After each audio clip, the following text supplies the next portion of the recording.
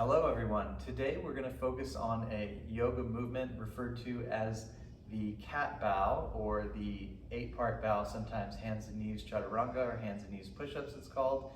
In my opinion, this is the most favorable movement for gradually building upper body strength.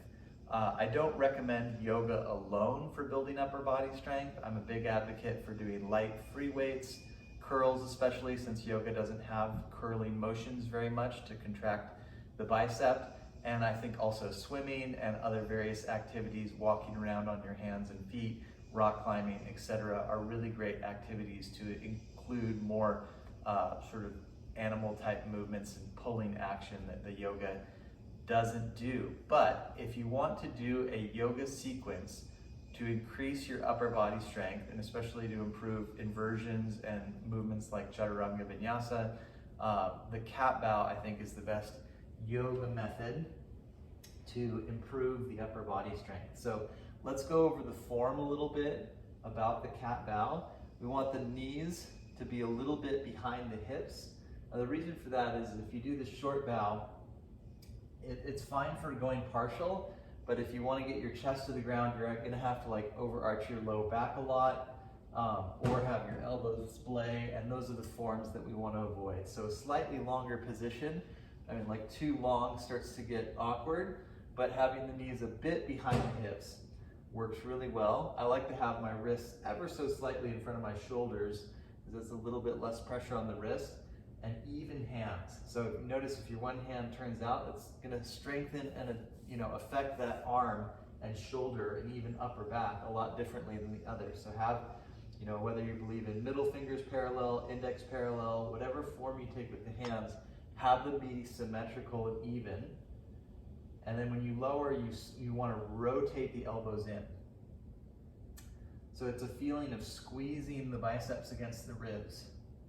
And it helps to have flat feet and push down through them so that you can feel that you're using abdominal and back strength, not just putting it all into your shoulders.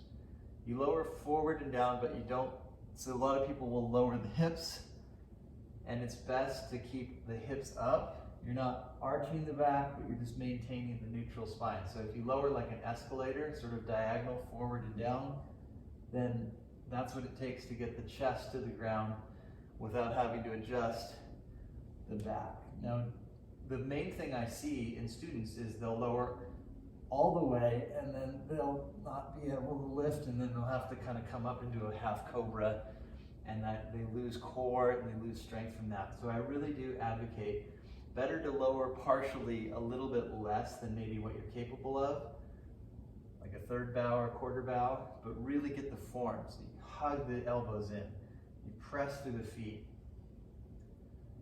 and then eventually you can do more like the half.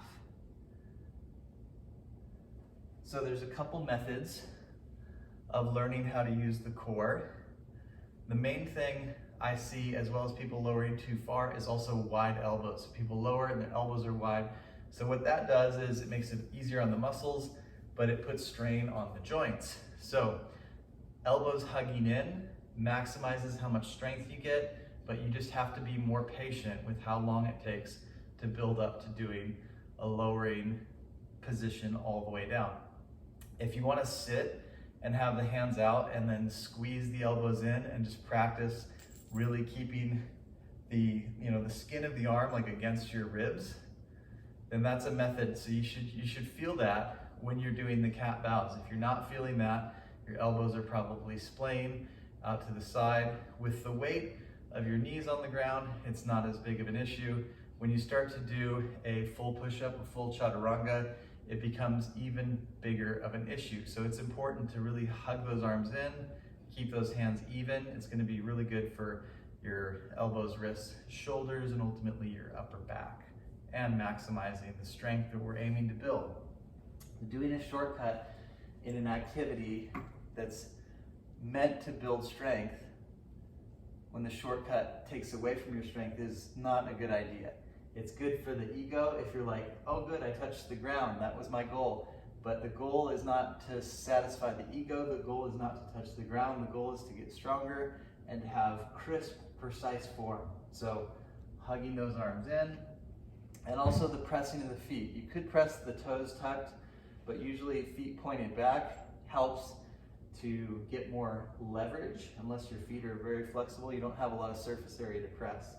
If you want to feel like what it should feel like to use the core in a hands and knees push-up, then do a floating cat where you do need the toes tucked for this.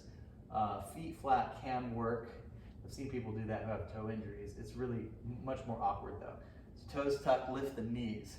So by doing this, you feel that your back, but mainly your abdomen and your thighs are really engaged. And you won't feel it that strongly, obviously. It's a lot more subtle by pressing the feet, but you are using the muscles in your legs and your abdomen when you keep your feet on the ground. Another thing that students do is they'll have their feet come up, and there's some momentum to that. There's a reason why people do it, but the pressing of the feet down maximizes the torso strength, not just in your arms. It actually takes a little bit out of your arms, puts more in your core. So one of the secrets to doing upper body strengthening poses is using the core more. If you're doing your planks and chaturangas and various other upper body poses without the core, you're putting so much strain on the shoulders, and this is really a big and useful asset to use. So the levitated cat is a great way to build that, and other poses like plank and navasana, which we'll workshop soon, are really good for accessing the core. But yeah, so take it step by step. Start with some reps, like maybe do 5 to 10 a day. Do that every other day for a week or two. Start to do 10 to 20. Do that, 4 to 5 times a week for a week to 10 days, and then build up to doing 30, 40, and you'll start to notice some increase in your strength. And you just have to make sure you don't overdo the shoulders. Use the form and do shoulder stretches along with upper body sequencing, so you're balancing out the body. The effort and increasing the effort is important, and also the rest and taking a step back when your body's really sore is very important as well. That's one of the main mistakes that students who start to get ambitious and get motivated and build these good habits of practicing a lot. That is a good habit, but the main mistake that people who develop that intense practice habit make is overdoing it. So we always have to be working on that balance, using effort and then dialing back effort, and continuing that dance, just like you're working on inhale and exhale. So anyway, hopefully this video was helpful. If you have any questions, leave a comment below.